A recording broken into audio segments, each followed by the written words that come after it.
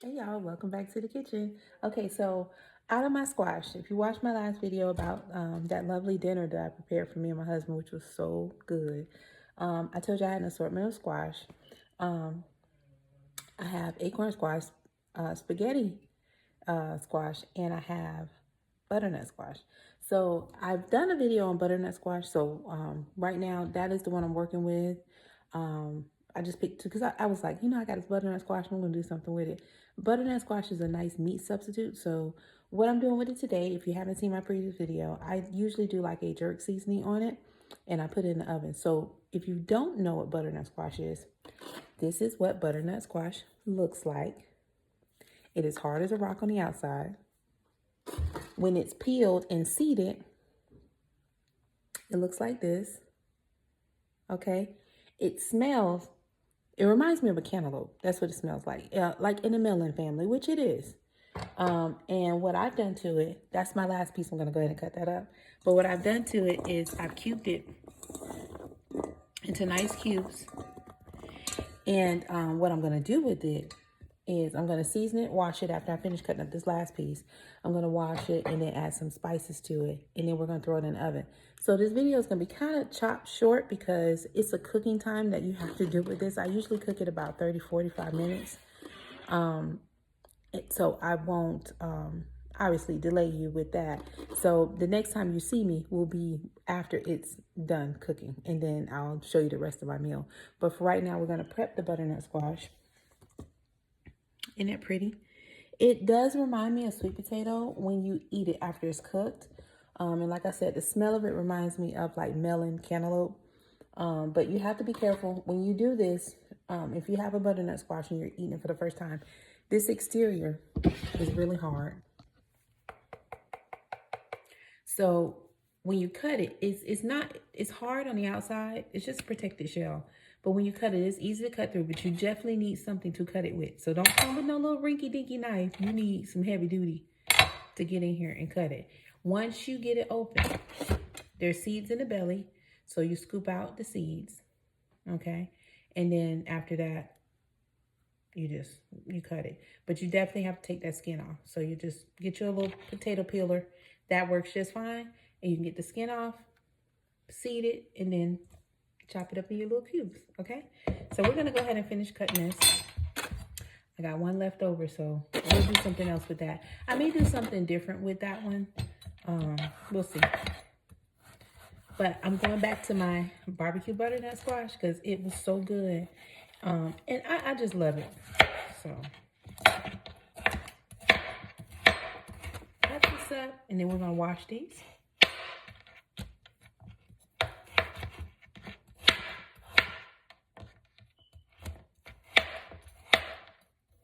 Rolling solo without my apron today, y'all. It's all good though. Here we go. Cut these up. All right, y'all. So I have my butternut squash cubed, okay? And what I like to add to this is a barbecue sauce, whatever you choose, some type of jerk seasoning, and I use honey. And then your oil of preference, you can use olive oil, grapeseed oil, avocado oil, whatever it is that you're using. Whatever the oil that you use, just make sure it can sustain cooking at high heat. My grapeseed oil is for high temperature cooking. If you're looking for a avocado oil, this one works really good. It's Chosen Foods. This one also tells you that it can cook at high heat, okay? You just want to make sure that whatever oil you're using can withstand the heat that you're adding to it. If not, it may cause you some type of adverse reaction, like maybe reflux or something like that. I always look for oil that can, sustain those types of things because a lot of these oils are really for just salad dressing and you're not supposed to use them for heat. So just be careful you read your labels and make sure that you're using something that's designed for high cooking temperatures. Okay, so I'm going to drizzle a little bit of that on here.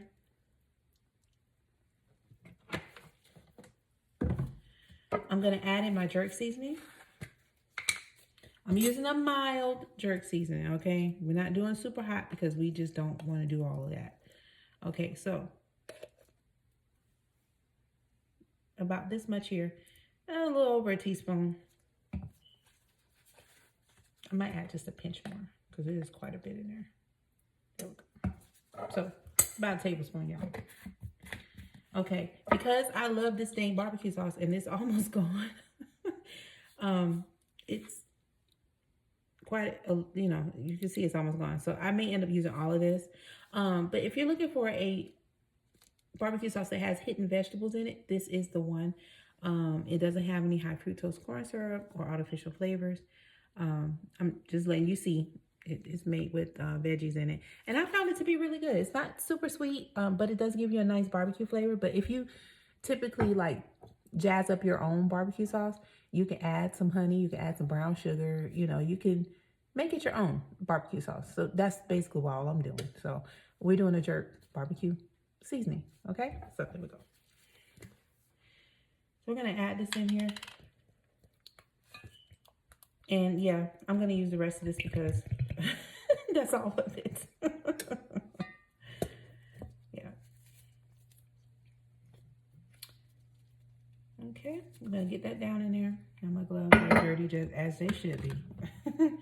And I'm gonna drizzle some honey on this. Don't think for 1 second that's all that's going on here, okay? I'm actually going to put in a little bit of my own seasoning. Like I said, you make it your own. So I'm gonna add in some onion powder and garlic powder.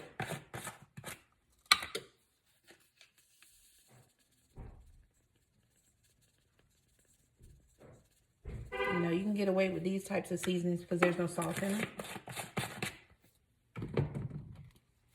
Add in that garlic powder.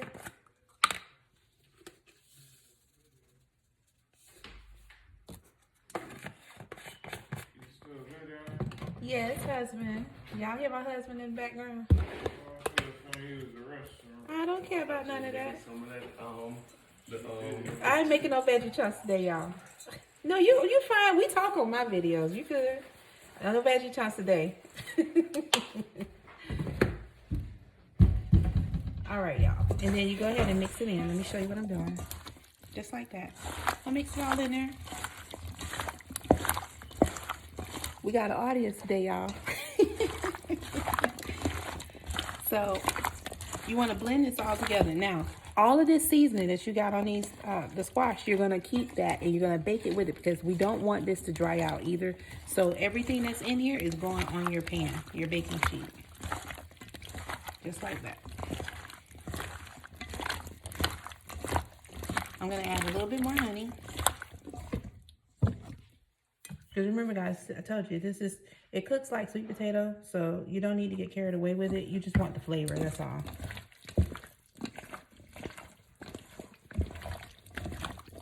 Okay. After that, you're going to pour it onto your baking sheet.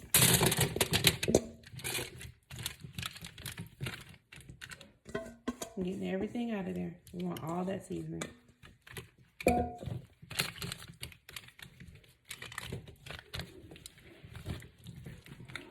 All right, and then this is gonna go in the oven. It's at 400 degrees, and we're gonna cook it for about 45 minutes.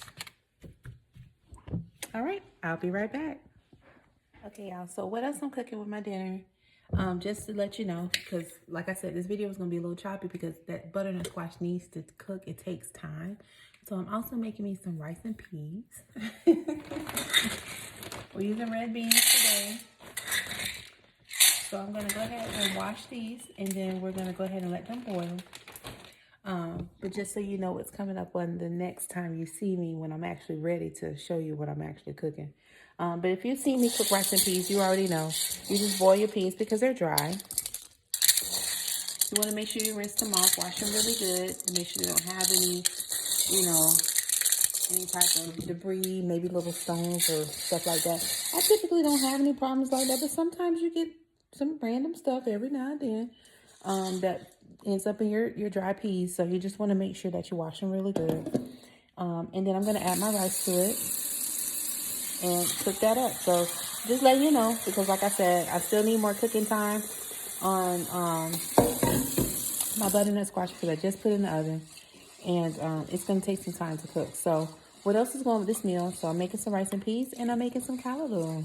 Callaloo is Jamaican spinach, so you'll give me, when you come back, the rice will probably be done, the butternut squash will be done, and then I'll just show you what I'm doing on the callaloo, okay? So, like I said, it's a little choppy, but when you have butternut squash, it takes time to cook, and I don't want to hold you all here all day waiting for that to cook.